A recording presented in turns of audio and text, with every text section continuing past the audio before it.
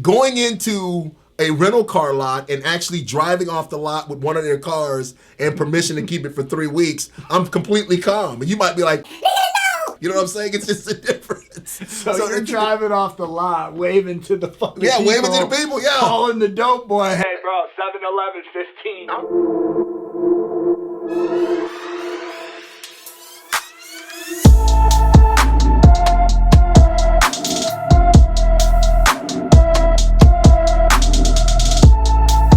What's up, everybody? I'm Blessed and Free. Welcome back to another episode of DOC TV. So you guys know I like doing interviews on this channel. I really like doing in-person interviews. I like doing the Zoom and all that, don't get me wrong. But I would much rather do an in-person interview. And that's what I got for you guys today. If you're tuning in for the first time to this channel, I talk about prison, jail, crime, and the corruption that goes on in all of those. And I bring people on that have went down that crazy road in life and have made it through and changed their life. And that's who I got on the channel today. So, man, why don't you go ahead and just introduce yourself to the people at home watching. Just tell them your name and where you're from and a little bit about yourself. All right. I'm Isaac Allen, nicknamed Zach. I'm from Tampa, Florida, born and raised. Live here most of my life, Buccaneer fan all the way through. I've been mostly to jail. Only been to prison one time, and that was federal prison. I went to college at the University of Texas and graduated. I've lived in Texas and Atlanta, Georgia, and Florida, in Tampa and Sarasota area. So I guess the first question is, like, when I hear you say that, is you obviously went and got an education, you went to college. So where was that separation from, I'm going to go to school, get a degree, and obviously to get a fucking career, right? Right. To now I want to start, like, doing some crime. Like, where did that start at? Well, I don't like it's hard to place the time and effort, but I guess always scamming or scheming has always been my mojo. Because when I grew up, like, I was the kind of person, I had 2 jobs. When I went to college, I was working 2 jobs. But even though I worked 2 jobs, I was always, like, scamming. I might be slipping, like not giving people their right change. Like, I remember when I worked at McDonald's, I would short people a quarter. So I started counting, like, everybody who got change got shorted a quarter. So then I'd count at the end of the night. I'd make a little mark, and at the end of the night, I might have shorted like 30 people. So then that allows me to take $6 out of the register and spend on my own. And sometimes it was busy. I could get $15, $20 just by shorting people change of 1 quarter. So if they didn't count, if they counted, of course, I gave it to them. So it's always been like finding a crack in the pavement somewhere to see what I can get for money. All right, so you're starting with quarters and pennies to $20. Where did it go to, like, the next level for you? Well, I studied computer programming. I have a computer science degree. And, like, one of my first jobs was at a bank. So when I'm working at the bank, I'm kind of studying the accounts or doing programming. So what I noticed immediately that there were accounts that were absolutely inactive, meaning, like, there hadn't been any activities for years. And, of course, like, in college, I'm smoking weed and drinking. So, of course, I had buddies, and a thought came to mind. It's like, look, if I could actually just start using this account, who's going to know? Because it's just completely inactive. So always, like, the opportunities come to mind. Like, any scenario I'm in, like, I automatically kind of analyze it for a way as a come up. So I guess I've always had, like, the criminal element most of my life. Which is bizarre because both of my parents who were at home were absolutely honest. Like, my mom never even got a ticket. You know what I'm saying? And we were poor and broke, and that might have had something to do with it because I was tired of never having money to get anything that I wanted. Right. Our Christmases were kind of short. So I guess the opportunity to come up just kind of came naturally. I was just looking for any opportunity I could get. So, like, because you didn't have a lot of money when you grew up, you were like, man, when I get older, that ain't never going to be me. Amen. That was my mentality. So I was always, like I said, just looking for the come up. Because I went to work, like, my first job, I'm 55 years old. So my first job was when I was 14. So this is back, like, in like 78, 79, like Jimmy Carter was president. The minimum wage was like $3. And my first job was McDonald's. They didn't even have child labor laws. So I was working massively. So I had got into the custom of working, but I had realized that all of that labor wasn't going to equal me enough money to kind of live the lifestyle I've always dreamed that I was deprived of. So I guess I just started scheming. You're entitled to this lifestyle, That's man. right. Like, what? So that's kind of what happened. So what was the crime, man, that like was the big crime where the feds came in and were like, bro, you're done for? Well, and see, that's what's funny because it all culminated, like all of my state offenses culminated to where like I thought of the big crime. Like I did about 8 months in a county jail, and the big crime where the feds came for me is what I put together in my mind in those 8 months I did at the county jail. So what was that like? Because you're obviously a guy that's been in college, working your ass off, but you know, your side hustles, being a con man, right? Right. So how did you adapt to when you went to jail? Because, you know, now you're walking into a different world. Well, like going to county jail helps. Initially, it's well, it does, unfortunately. Say that again. Going to county, well, for my development into prison, the fact that I had been in county jail about 5 or 6 times for months at a time, it kind of semi-prepared me for it. It's crazy to talk like that, right? It is, unfortunately. I've said the same shit. I think I've said it in some of my episodes where it's almost like, you know, like you're just going to end up in prison. So you're like soaking up all the bad shit. Yeah, the people in the jail tell you. Yeah. You know what I'm saying? They're like, oh, I've been to prison, it ain't nothing. Yeah. You know what I'm saying? Or they'll tell you what you're going to get. Yeah. Oh, you only get 6 months. 6 months in prison? Man, don't even worry about prison. Yeah, That's don't easy. take 6 months county when you could get a year and a day. You be smoking lovely. So they convince you that prison's not that bad. It's all like a downward spiral, man. Unfortunately, once it starts happening, you start getting with the people who help you spiral downwards. Bro, it's just a huge system of like brainwashing like a human to be okay with doing time and Yes. being in the system. Well, what about people coming back and high-fiving and, hey, what's up? Hey, Bill, you're I've back. done What's that, up, dog. baby? I've been one of them motherfuckers. Bro. What was it like out there? Oh, it's Yeah. beautiful, dog. You know what I'm Yeah. saying? And it's cool when it's going down, but then now when you get older and you look back, you're like, What a waste. man, what a waste. You ain't lying. You know, a lot of wasted time, a lot of time away from family. You know what I'm saying? A lot of missed opportunities. So, you know. All right, so anyways, you're doing your scams. Right. So, you asked me what led up to the scam that sent me to The federal big boy prison. scam, yeah. Well, I had planned it out because I had been trying certain things and going to jail. So I thought like, okay, I can do this and make $1 million, and then I'd make like maybe 30,000 and I'd go to jail. You know, I'm like, oh, that didn't So work. So you're I'm gonna try hitting this. for some decent money then. Well, yes, I've always been hitting for money, but what was happening is, what I figured out was the last time I went to jail before I went to federal prison.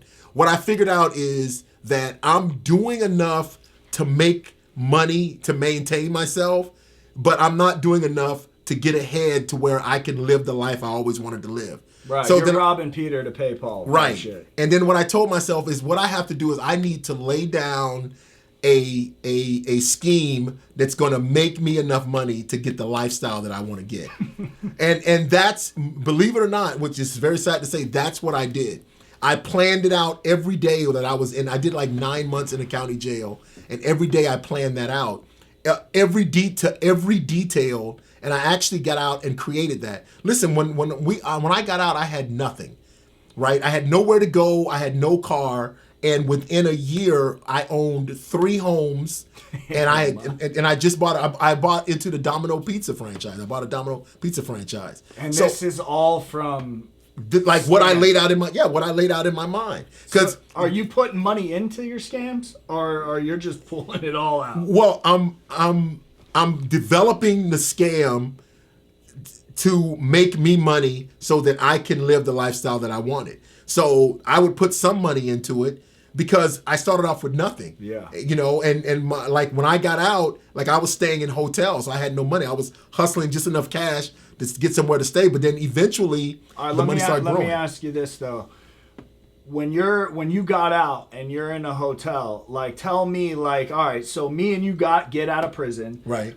We're in a hotel. We got nobody to call. Nobody's Western Union us shit, right? So we got to get it out of the mud. What do we do? Scam wise to get out? Cause I'm like, I'm gonna go rob someone. Like I'm gonna rob a dope boy or something. So like your mind is, I'm gonna fucking take this dumbass for everything I can get him for. All right. So here's what's okay. So like in my mind, I had a hustle where I could scam rental cars off of rental car companies because they have that preferred and extra service. So I could go up to each rental car company and pull a car and maybe rent it or give it to a dope boy for $500 or $600. Say, hey, give me $600 and I'll get you a whatever year it is Cadillac that you can drive. It's good for 3 weeks. Just turn it in 3 weeks. And of course you're thinking like, yeah, all right, I'll turn it in 3 weeks. So they don't turn it in. So I can put that together. And believe it or not, one of the ways I did that was by having credit card numbers. So believe it or not, so if I'm in a hotel, just like you, and you're thinking I'm going to rob somebody, I'm thinking to myself, you know what? In the evidence that they picked me up with, there's about 5 credit card numbers that I never used. So I'm going to go down to the clerk's office and pull my evidence and get those card numbers and use them to get a rental car so I can give to a dope boy. So that's my thought. Damn, so you're like, so your scamming is like you're 3 moves ahead. Yes. Like all the time. All the time. All the time. Like, so this is what I'm telling you. So I spent. Because I would have never thought of that scam. I know. It would be so much easier to just go steal a car. Absolutely. But I get what you're saying. Like, you know, you're trying to do it where it's like, keep fingers clean, don't touch shit. But I'm a scam artist, and to steal a car, I would be so scared that they would know I'm about to steal a car. I'd be fumbling and get through it. Going into a rental car lot and actually driving off the lot with one of their cars and permission to keep it for 3 weeks, I'm completely calm. And you might be like, you know what I'm saying? It's just a difference. So you're driving off the lot, waving to the fucking people. Waving to the people, calling the dope boy, hey bro, 7-Eleven 15. I'm taking orders. Like, what kind of car do you want? I want an Escalade. Give me this. I got you. I got what color? I'm looking at it 3. So that's what I'm saying. Believe it or not, like when I put my scheme together, I knew I was gonna have to do that in order to get enough money to go to step. It was all in steps. So like I completely organized it in my mind. I even know where I made the crucial mistake that put the feds on my tail. I mean, like I'm going to college and being smart just only helped me analyze some of the mistakes and the things I've done, as if a business owner that went under analyzed where his mistakes he made. So I mean, that's kind of been my lifestyle. So yeah. All right. So what would you say was the most like convoluted scam that you did? Because when you're talking about a rental scam that you just talked about, like you're not just like you're doing a bunch of other shit to get that shit done. Yes. Which is where people get caught because there's so many things going. You know. Oh yeah.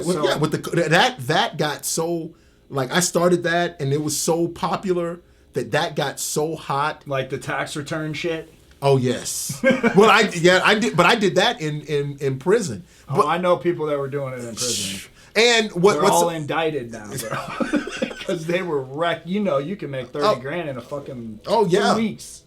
Yes, I met people like I didn't even know that existed until someone in jail told me about it in federal prison.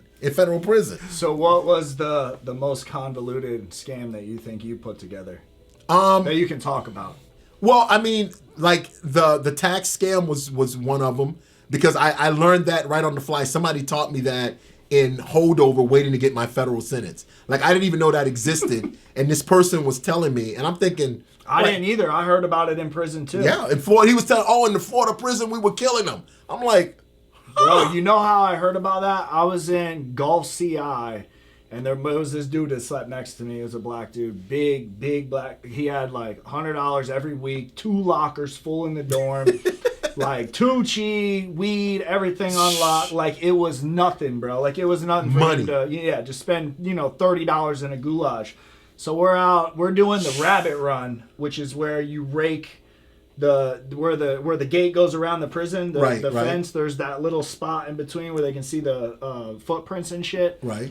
And we just started talking, and I'm like, bro, what you be doing on the street, man? Like, what's up? And so he started telling me about the tax return. His girl and him were doing them, and his girl ended up getting indicted before he came home from prison. Oh. And then I'm assuming, man, that they indicted him too, but he was making that. Oh, bread. they came on the Florida. The guy that I met in prison said they came hard and heavy on all the people in Florida to get them. And they racked them up. So that was rough. Yeah. Although you're from Florida, right? I'm from Florida. So all your shit was in Tampa? Well, no. I've been to county jail in Hillsborough, in Sarasota, in Florida. I went to 2 county jails in Georgia, and I've been to 1 county jail in Texas. Oh man, but in Georgia, I know. Listen. In Georgia, I caught a charge, and I left and ran to Utah. And they caught me in Utah and extradited me back to Damn, bro. So what was the worst place out of every place you've been locked up jail-wise? What was the worst jail that you've been to? The worst jail is probably, I'd say Cobb County. So when you say worst, what are you talking about as far as violent? Just like overall, man. Like that could, it doesn't have to be violence. It could be the officers. It could be... Like, man, there's some jails have an officer in the dorm 24/7. You can't do nothing. Like, you know what I'm saying? Well, yeah, I kind of, when I'm in jail, I do kind of like want to. I like a hood jail, man. Yeah. When it's popping and everything going on. Yeah, but then eventually I get tired of that, so I'll, crash out or get in a fight or whatever happens, and then I'll go into like what I call the gated community. I like the gated community. Yeah. I like to be in the main. Shit, right? Yes. I like watching the Jits fight at like 2:00 in the morning. So that was Cobb County. I don't. No, you don't. I'm a gated community dude, but I'm not going back to that. Well, and that's Florida, Hillsborough County and Sarasota. They're the like Hillsborough is a nice ass jail. Yes, it is. People don't know that. That's not how I like to do my time. Like, that's rough quiet, time. Yes. Stay in your bunk, like you get into a daily routine there of reading there's no television or anything, so you just read the paper. It's right. It's super quiet. It's weird. It's weird. It's like the Hilton of jails. It's unbelievable, bro. And then that building is so big. You're like, where the hell am I? I was wanted, right? And I had to turn myself in because like my lawyer was like, "This is what you got to do." So I was wanted out of Hillsborough. So I Google where the jail is. Like, I've lived here, but I've never been to the actual jail, right? Until this time, all my shit was in a different county. Right. So I'm Googling and I hit reviews, right? And someone kind of reviewed the fucking jail and said, this place is like the Hilton. Yes. That's why it's just crazy. It is. The food comes in. No, that wasn't me. That wasn't me. The food comes in the hot tray and the little cold tray they give you. Bro. They in that jail, man, I looked it up. They feed you enough to feed a 150-pound resting man. That's what it says for the nutritional like shit. Because for a 150-pound resting man. Yeah, I was in there and I'm getting canteen and I'm losing weight. I'm on the phone. I'm like, yo, what this food? Like, cause I'm not used to that type of like how they do their diet and shit. So whoever I was talking to, I forget, looked it up on Google and shit, and they've had like a lot of complaints because people go like a crackhead goes to jail. To gain weight. And he gains like 50 pounds. Right, Hillsborough, you come out looking like the crackhead. So go in looking healthy, come out looking skinny. Like, what the heck happened to you? Yeah. Yes, it's rough. Hillsborough is nice. So Cobb County, which is Marietta, Georgia, is probably the toughest. So they have the center pod where the officer is, and then they have the pods all around them. So the officer is got like 6 pods. He can see in them. Yeah, it's a 360 view, right? Right. Yeah. And so if something pops off, he calls them. Somebody's fighting and they go running in and they break it up. But normally you can get somewhere, or people have fought and they don't even see it at all. You know what I'm saying? Yeah. Or somebody hits the button if you want the officer. So that's the most gladiator place that I've been to for jails. but that is the place where Did you get pretty quick to like the games that go on when you're locked up with? Oh like, yeah. Like, you know what I'm saying, right? Oh like, yes. And for the people at home watching, they may not know, but like you just walking into a general population dorm, being new, and having a fucking PIN code for your phone, like login shit. Right.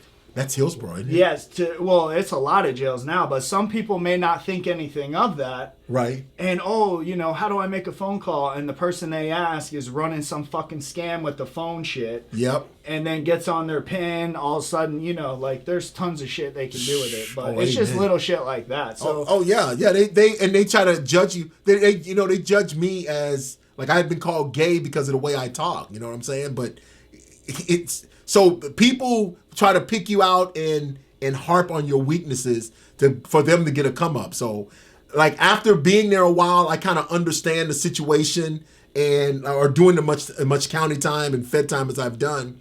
I understand the situation and I'm better able to evaluate my surroundings. But I am. So what did you have? When you went into jail, did you have like issues with that? Oh heck yeah! I had plenty like people thinking you're a faggot. I'm like, well, try. I have to have a certain response, or I have to only deal with certain people. So I usually deal with people with a little more intellect or smarter. I can't deal with the hood people. In the dorm are like trying to like get you gassed up. And yes, correct. So and one of the things I also did was I started learning the law, and I could explain the law. So then I became useful. So then they took the way I talk more as a benefit than like just some guy that's just sitting around talking crap. So then they wanted to hear what I had to say. So you have to kind of either in jail, you have to turn your strength into a superpower, or they're going to take your weakness and violate you. You know what I'm saying? It. Yes. That's what they do. They find your weaknesses and they exploit it. That's right. And a lot of people watching, like, a lot of people in jail are older guys, you know what I mean? And they don't, and a lot of them are there for their fucking first time, and they don't realize all the games that go on. Oh my goodness, yeah. Man. Yes. So he's obviously got a lot of stories. I'm definitely going to have him on again. Maybe I'm going to cut it up into different episodes, try something a little different with this interview. I hope you guys are enjoying this content. I appreciate everybody who has subscribed to the channel. You got anyone you want to give a shout out to? Just shout out to my daughter. Love you. Hey, all right, shout out to your daughter, man. If you're new and you're tuning in, man, hit that subscribe button and turn your post notifications on so every time I drop an episode, you can hear it first. And with that, it's DOC TV, and we're out.